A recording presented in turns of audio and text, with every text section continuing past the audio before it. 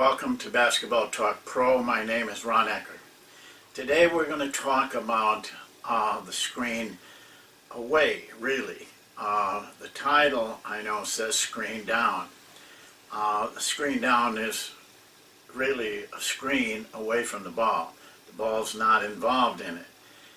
And probably the most devastating of screens are those screens that are used away from the ball.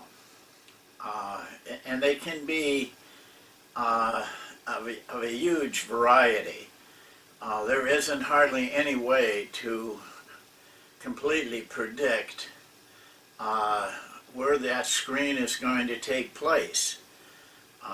Players are not perfect, so it varies. And that makes it even more difficult to try to determine how to defend that screen away from the ball.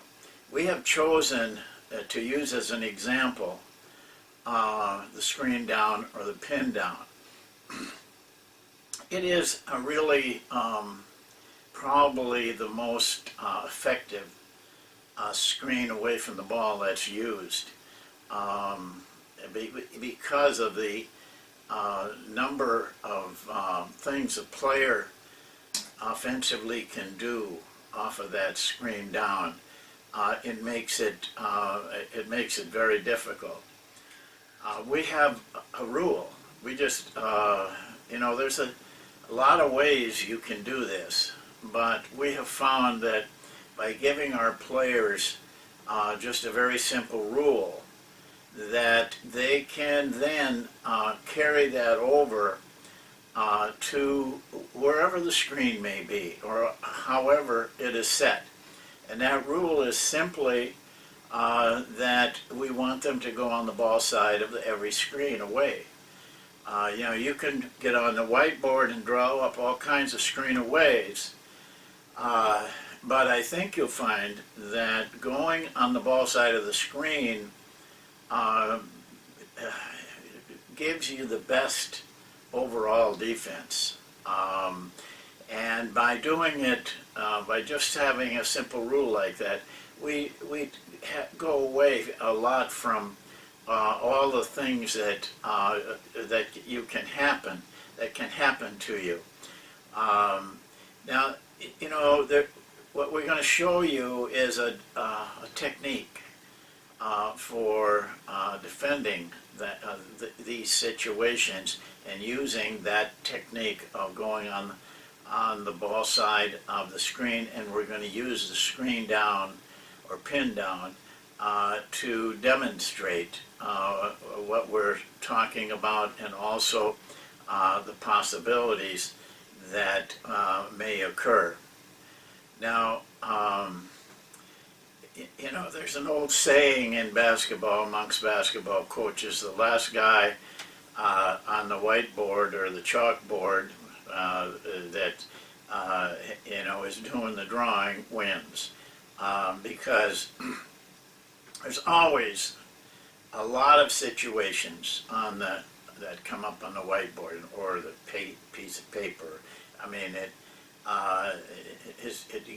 boils down to drawing. And then there's a lot of what ifing. What if this happens? What if that happens? Well, when I hear somebody talking about these things, maybe in a clinic or on TV or something, and they start going into what ifing, I just kind of get a cloud in my head and kind of drift away, because it's basically useless. Trying to predict every possible situation, and that's why we went with the rule. We don't have to what if. We know what if, and our players know it. But it's not easy to learn. You have to spend a lot of time with them, and under game conditions, we're always running into something we didn't, that we hadn't seen before. And so when players come out on timeout, what are we going to do, coach? Well, I have a straight answer. we're going on the ball side of the screen. And just, this is where it is. You might have to draw it out on your little clipboard there, where the screen is and how it's set up. But the rule holds in most all of the situations. And when it doesn't, there's one I'm going to show you that hurts our rule. If they can run it correctly, the players then come to me and say, "Coach, he's doing this."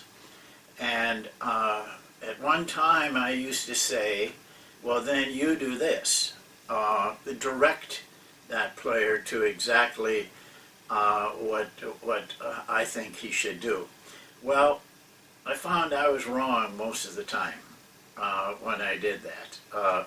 And the reason I was wrong is because defense is imperfect, but so is offense imperfect.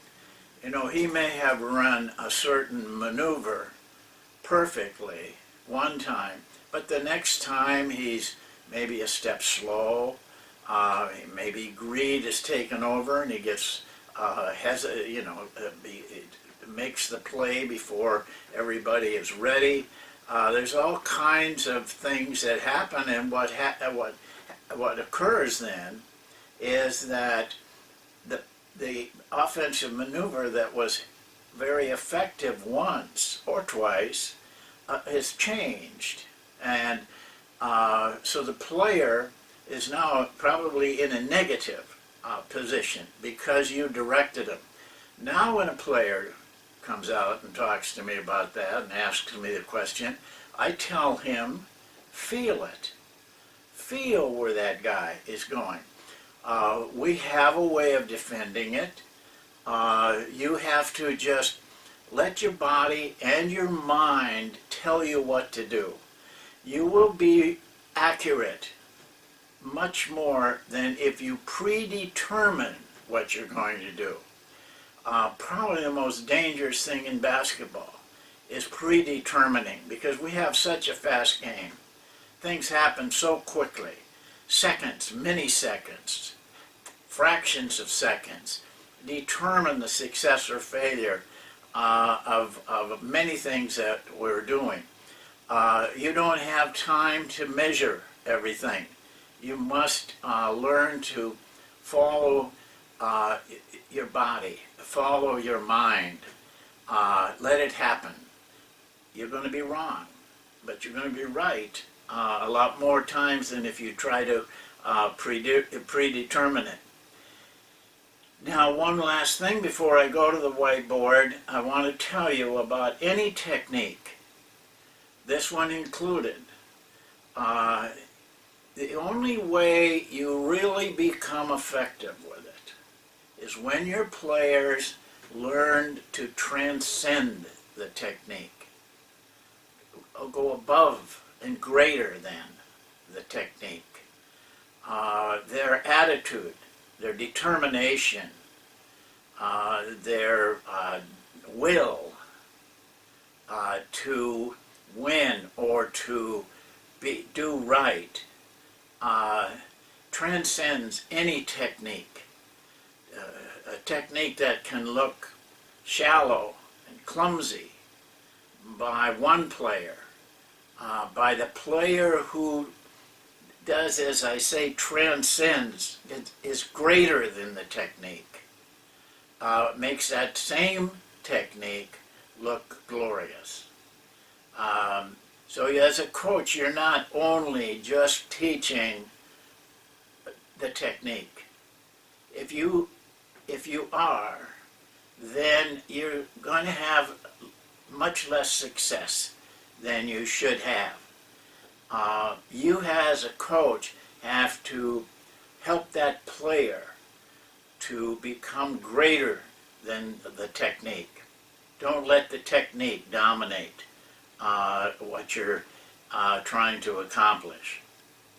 Well, now I'd like to go to the whiteboard and we'll go through some situations with you and show you the technique and also try to show you why I say you must transcend the technique. Okay, here we have the drawings on the screen down or the pin down. And I want to show you, I'll use a blue marker instead of a black marker here, and show you what we're talking about when we say go ball side of the screen. In this situation, as we have it here, and you know, as I told you, this can happen anywhere on the court in different ways. But when we see a screen coming at us, we position our defensive man here. What we tell them, we want them to make sure that the offensive player can't go in that direction. And then if he goes out like this, and this is a normal, probably what you will see most in a pin down, then his path is here, ball side, to get to that man. The screener's man must loosen up and let him pass through there. That is a very big key. A lot of times they get physical with this guy, the screener, and now this guy's got to go all the way around, and that is difficult. But here's what happens a lot of times. The screener, and this is what I'm talking about, transcending the technique. He hits that screen and dies. He doesn't fight through it. You know, then you're whatever you're trying to do just is shot down. So this is a very simple technique, and very simple for players to learn. Always go, here's the ball, go ball side. If the ball were any place else, you'd have to adjust, of course. You can look at the UCLA cut, you know, all of those cuts were the screen away, and if you stick with this, you find that it's effective in most cases, but it will look clumsy in some cases. But we go through a lot of them and try to show our players where ball side is and what they have to look for. Now here's some of the situations that can happen on a screen down. We can't stop them all. We can't defend them effectively, every one of them. But we can effectively take care of most of the situations. This will take care of this situation very well. The only thing you have a problem with, can have a problem with, is that this guy gets a little slowed down in here and can't get to the correct position. We want him to be pushed into the middle if he's going to drive at all. And you might have to contest shots a little early on it. But most of the time this will go very smoothly. Now here's the other situation that people can use on the screen down. The screen comes and it's just a simple back cut. Well, that's why we put that man right there, and we ask him to be physically in contact with that man to keep him from going in that direction. So this maneuver or technique effectively stops that back cut. Now we have a little trouble with the pop, but very few teams do that. Very few teams pop like we do off of that screen. And then here's the other situation. The curl, which is used.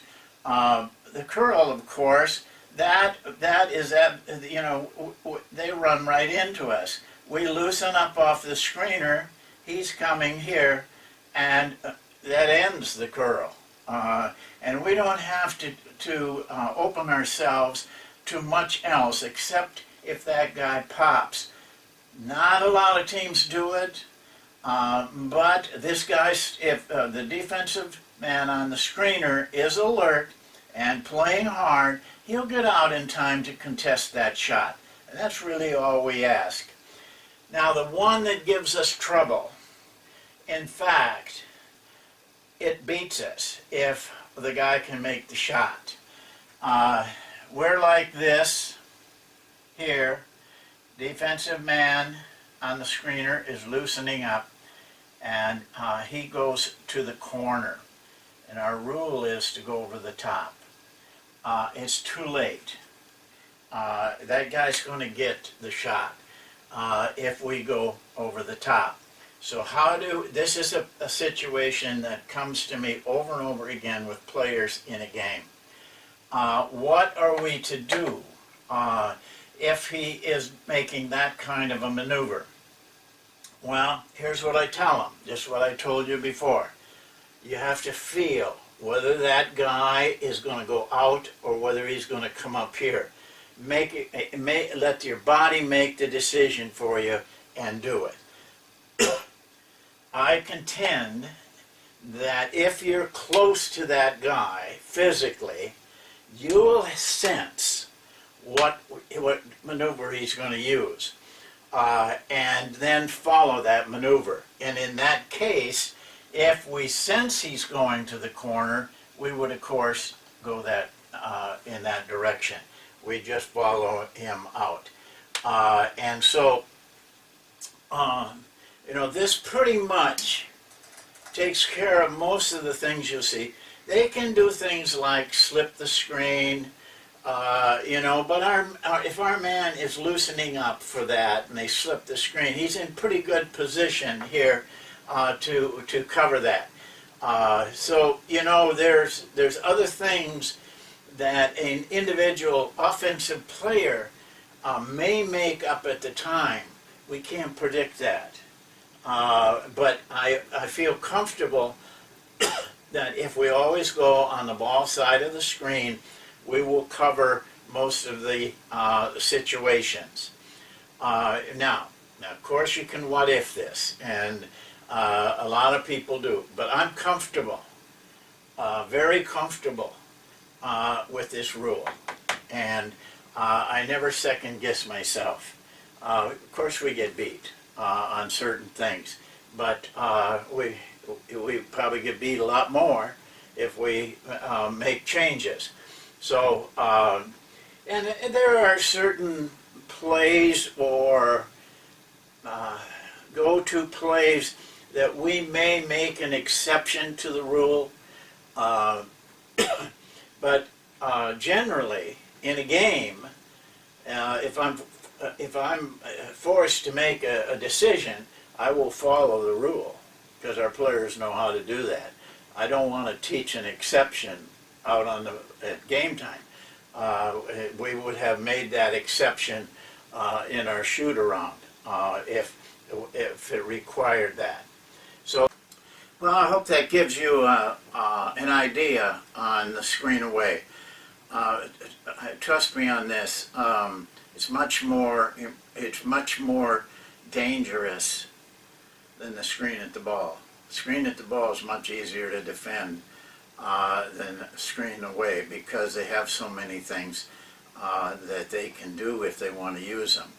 Now, I drew up 4 offensive situations there. I doubt seriously in any game you're going to see more than 2 at the most that are used. Surprisingly, very few coaches use all of the tools that are there. We try to, with our players, we call it improvising, and try to get them to use the variety of things that they can do on the screen away from the ball. But I hope I left you with 2 important messages. And that is this. One is have a rule.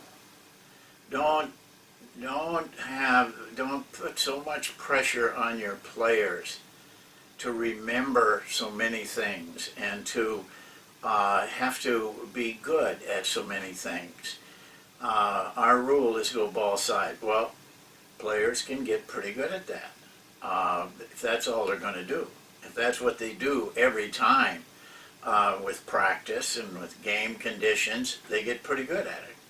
So I would have a rule for this variety of situations rather than trying to cover them all.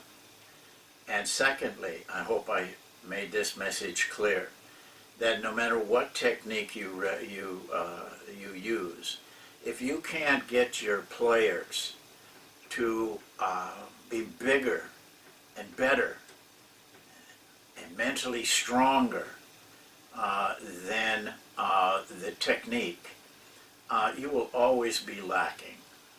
There has to be a will, a determination, a sense of urgency that players must have, or the technique itself is not really effective. Well, that's it for today, and we'll see you again next time. And really, if you watched it all, thank you very, very much.